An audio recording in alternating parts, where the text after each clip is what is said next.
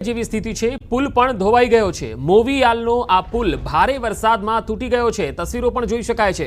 પુલ ધોવાઈ જતા રાજપીપળા જવા નેત્રંગ ફરીને જવું પડશે। ડેડિયાપાડાના મોવી રોડ પરનું નાળું ધોવાઈ ગયું છે। વાહન વ્યવહાર બંધ થતા અહીંયા લોકો પણ અટવાઈ ગયા છે। તસવીરોમાં જોઈ શકાય છે કે વાહન વ્યવહાર બંધ થતા અહીંયા વાહન ચાલકો અટવાઈ ગયા છે અને હવે તેમને નેત્રંગ થઈને જવું પડશે। મોવીયાલનો આ પુલ ભારે વરસાદમાં તૂટી ગયો છે અને પાણીનું જબરજસ્ત વહેણ છે એ અહીંથી પસાર થઈ રહ્યું જોઈ શકાય છે। રાજપીપળા જવા હવે નેત્રંગ ફરીને લોકોએ જવું પડશે। ડેડિયાપાડાનો આ રસ્તો હવે ધોવાઈ ગયો છે અને તેના ઉપર પાણી ફરી વળ્યું છે। તો નર્મદામાં ભારે વરસાદને પગલે અનેક જગ્યાએ પાણી ભરાયા છે ત્યારે કેટલાક રસ્તાઓ પણ ધોવાયા છે। આ પુલ ધોવાઈ ગયો છે તે તમે જોઈ શકો છો। મોવીયાલનો આ પુલ ભારે વરસાદમાં તૂટી ગયો છે। હવે રાજપીપળા જવા માટે નેત્રંગ ફરીને જવાનો વારો આવશે। ડેડિયાપાડાના મોવી રોડ પરનું આ નાળું ધોવાઈ ગયું છે અને તેના પરથી પાણીનો ધસમસતો પ્રવાહ પણ જઈ રહ્યો છે। વાહન વ્યવહાર બંધ થતા લોકો અટવાયા છે। નર્મદામાં અનેક વિસ્તારોમાં 4.5 થી 5 ઇંચ જેટલો વરસાદ થયો છે। નાંદોદમાં 7 ઇંચ જેટલો વરસાદ થયો છે અને તેના પગલે ઠેર ઠેર પાણી ભરાઈ ગયા છે। અનેક રસ્તાઓ જળમગ્ન બન્યા છે। વડિયા અને સત્યમનગર જેવા વિસ્તારો બેટમાં ફેરવાઈ ગયા છે। અનેક વિસ્તારો એવા છે જ્યાં લોકોના ઘરોમાં પણ પાણી ઘૂસ્યા છે। ડેડિયાપાડા અને નર્મદાના અનેક વિસ્તારો એવા છે કે જ્યાં ભારે વરસાદને કારણે જનજીવન અસ્તવ્યસ્ત બન્યું છે। આ તસવીરો તમે જોઈ શકો છો। મોવીયાલનો આ પુલ જે ભારે વરસાદમાં ધોવાઈ ગયો છે અને અહીંયા વાહન વ્યવહાર હવે બાધિત થઈ ગયો છે। લોકોને હવે નેત્રંગ થઈને રાજપીપળા જવાનો વારો આવ્યો છે। એટલે આ પુલ ધોવાયો છે, સાથે સાથે અનેક નીચાણવાળા વિસ્તારો છે એ જળબંબાકાર બની ગયા છે। દક્ષિણ ગુજરાતમાં હાલ મેઘરાજાની જબરજસ્ત બેટિંગ જોવા મળી રહી છે। દક્ષિણ ગુજરાતના ઘણા જિલ્લામાં ભારે વરસાદ છે। નર્મદામાં વહેલી સવારથી જ મુશળધાર વરસાદ છે અને સતત વરસાદને કારણે જનજીવન પર અસર જોવા મળી। વડિયા ગામની સત્યમનગર સોસાયટી ખાતે પાણી ભરાઈ ગયા છે। સોસાયટીના રહીશો પાણી ઘરમાં ન ઘૂસી જાય તેના માટે ચિંતા વ્યક્ત કરી રહ્યા છે। વડિયાથી કરાઠા જતો રસ્તો જે પાણીમાં ફેરવાઈ ગયો છે તેના ઉપર પાણી જ પાણી જોવા મળી રહ્યું છે અને અહીંયા વાહન વ્યવહાર પણ બંધ છે। લોકો જીવના જોખમે પાણીમાંથી વાહનો લઈને અવરજવર કરવા મજબૂર બન્યા છે। હવે જો વરસાદ વધશે તો સત્યમનગર સોસાયટીમાં પાણી ભરાશે તેને લઈને રહીશોમાં ચિંતા વ્યાપી ગઈ છે, કારણ કે અત્યારે જ કેડસમાં પાણી આ વિસ્તારોમાં દેખાઈ રહ્યા છે। હજુ જો વરસાદ વધારે આવે તો વિસ્તારની સ્થિતિ ચિંતાજનક બની શકે। નર્મદા જિલ્લામાં આજે વહેલી સવારથી જ અનરાધાર વરસાદના કારણે આજે નર્મદા જિલ્લામાં અત્યાર સુધીમાં 9 થી 10 ઇંચ જેટલો વરસાદ નોંધાઈ ચૂક્યો છે। અમે આપણે ન્યૂઝ 18 ગુજરાતી ગ્રાઉન્ડ ઝીરો રિપોર્ટમાં પહોંચ્યું છે। આજે સત્યમનગર સોસાયટી છે। સત્યમનગર સોસાયટીમાં તમને વાત કરીએ તો જે ઘરો સુધી પાણી હવે ઘૂસવાની તૈયારી છે। જે ખાસ વાત કરીએ તો લોકો હવે ઘરોમાં રહેવા મજબૂર બન્યા છે। કોઈ જગ્યાએ પણ કોઈ બી વસ્તુ લેવા કે પોતાની ચીજ વસ્તુ જે છે લેવા જવા માટે મજબૂર બન્યા છે, કારણ કે લેવા જવા માટે કોઈ રસ્તો જ બાકી નહીં રહ્યો। જ્યાં જુઓ ત્યાં પાણી નજરે પડી રહ્યું છે। વાત કરીએ તો નર્મદા જિલ્લાના 5 તાલુકામાં અવિરત વરસાદ વરસતા લોકો જે છે હેરાન પરેશાન થઈ ચૂક્યા છે। કેટલાક લોકો તો પોતાની જે બારીમાંથી પણ જોઈ રહ્યા છે। ખાસ તમને એક્સક્લુઝિવ દ્રશ્યો બતાવી રહ્યો છે કે પાણી થઈ જવાના કારણે લોકો ઘરોમાં પુરાવા માટે મજબૂર બન્યા છે। ખાસ વાત કરીએ તો જે તમને સત્યમનગર સોસાયટી છે, સત્યમનગર સોસાયટી બતાવવા જઈ રહ્યો છે। આ જે ઘૂંટણસમાં જે પાણી છે, ઘૂંટણસમાં પાણીમાં રહેવા લોકો હાલ મજબૂર બન્યા છે। કહી શકાય કે જે લાસરસ ગામ છે એ પૂરેપૂરું બેટમાં ફેરવાઈ ચૂકી છે।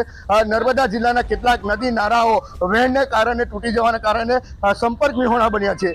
એટલે હાલ કહી શકાય કે જે આજે જે સવારથી જ જે વરસાદ પડી રહ્યો છે અવિરત વરસાદને કારણે જનજીવન અસ્તવ્યસ્ત થઈ ચૂક્યું છે। દીપક પટેલ, ન્યૂઝ 18 ગુજરાતી, નર્મદા।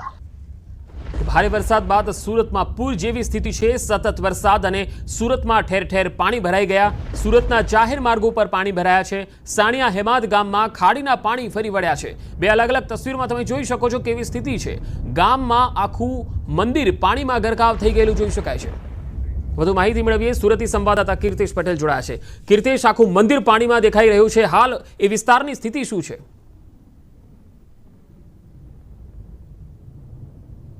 બિલકુલ પંકજ, હું દ્રશ્ય બતાવવાનો પ્રયાસ કરીશું। પોતે કમર સુધીના પાણીમાં પહોંચ્યો છે। આ તો ગામનું એન્ટ્રન્સ છે। જેમ જેમ તમે અંદર જશો તેમ પાણીનું લેવલ વધતું જાય છે। આ ખાડી છે જે ગામમાંથી આવેલું પાણી ખાડી મારફતે આગળ વધી રહ્યું છે। ત્યારે હું કેમેરામેન જીગર લઈ થોડો અંદર આવીને દ્રશ્ય બતાવવાનો પ્રયાસ કરશે કે સાણિયા હેમાદ ગામ છે, આ ગામમાં જવાનો રસ્તો છે કે જે પાણી થી ગરકાવ થઈ ગયો છે. મોટા એપાર્ટમેન્ટો છે, અહીંયા ઘણા બધા લોકો રહે છે. ગામના સરપંચ સંજયભાઈ છે, સંજયભાઈ જોડે બી આપણે વાત કરીશું શું કેવું છે.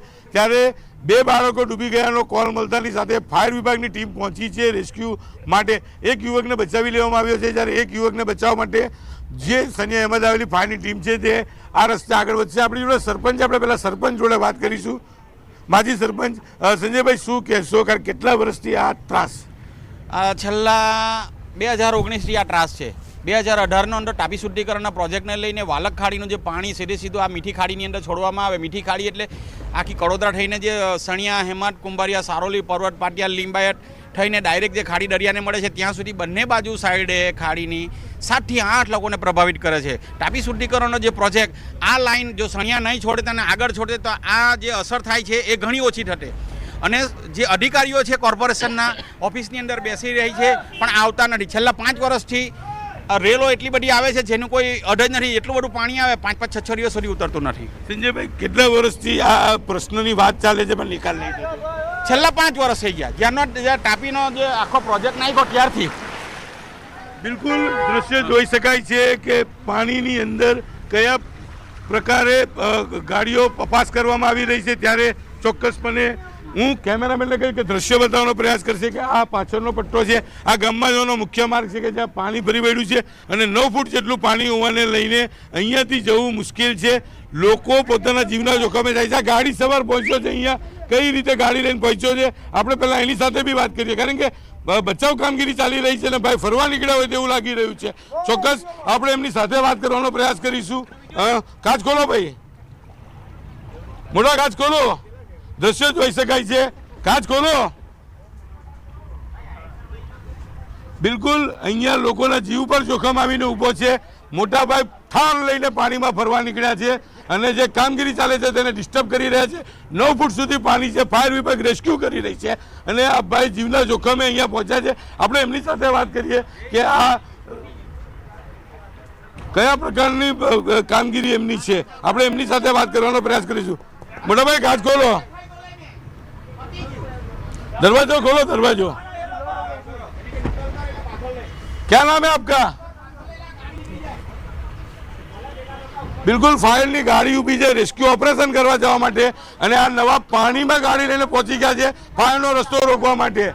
બિલકુલ આ પ્રકારના દ્રશ્યો અહીંયા જોવા મળી રહ્યા છે. એટલે કે લોકોના જીવનું જોખમ છે. લોકો અને ફાયરના જવાનો રેસ્ક્યુ કરી રહ્યા છે. ત્યારે કેટલાક નબીરાઓ જે રીતે હરકત કરે છે ચોક્કસ લોકોના જીવનું જોખમ ઊભું કરે છે. પંકજ જી કીર્તેશ, હાલ લોકો સાથે જો વાતચીત કરવાનો પ્રયત્ન થઈ શકતો હોય તો લોકોને કયા પ્રકારની હાલાકી પડે છે જ્યારે ખાડીના પાણી આવે છે અને મનપાની કેટલી ટીમો આ વિસ્તારમાં અત્યાર સુધીમાં આવી છે? બિલકુલ ફાયરની મોટા પ્રમાણની ટીમો અહીંયા પહોંચી છે રેસ્ક્યુ ઓપરેશન માટે. ફાયરની ગાડી જવા નીકળી છે. ત્યારે ચોક્કસ હું કેમેરામેનને કહીશ કે પાછળની સાઈડ આવી ફરી એક વખત પાણીના દ્રશ્યો બતાવવાનો પ્રયાસ કરે કે કયા પ્રકારે પાણી અહીંયા ભરાયું છે. રેસ્ક્યુ ઓપરેશન ચાલી રહ્યા છે ત્યારે અહીંયા પાણીનું સ્તર સતત વધી રહ્યું છે, કારણ કે સુરત ગ્રામ્યમાં જે રીતે પાણી વધી રહ્યું છે. હું કેમેરામેનને કહી મારી પાછળના દ્રશ્યો બતાવવાનો પ્રયાસ કરે કે સણિયા ગામમાં જવાનો આ રસ્તો છે અને જે રસ્તામાં આવેલા ઘણા બધા એપાર્ટમેન્ટમાં લોકો ફસાયા છે. દૂધથી લઈ ખાવાની વસ્તુ પહોંચાડવા માટે તંત્ર પ્રયાસ કરી રહી છે અને જે બીમાર છે, ગર્ભવતી મહિલાઓ છે, તમામને અહીંથી બહાર કાઢવા માટેનો પ્રયાસ તંત્ર દ્વારા કરવામાં આવી રહ્યો છે. જી કીર્તેશ, આભાર સમગ્ર માહિતી આપવા માટે. તો હાલ સાણિયા અહેમદ ગામ જે છે એ આખું બેટમાં ફેરવાઈ ગયું છે.